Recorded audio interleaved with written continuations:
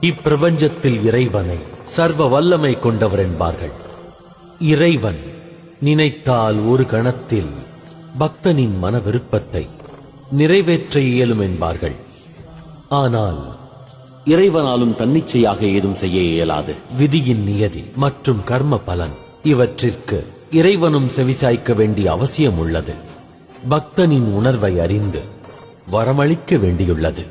ஆயினும் மானிட வாழ்க்கை பயணத்தில் இறைவனை விட உயர்ந்தவர்கள் வேறு சிலர் உள்ளார்கள். அவர்கள் யார் என்று அறிவீர்களா?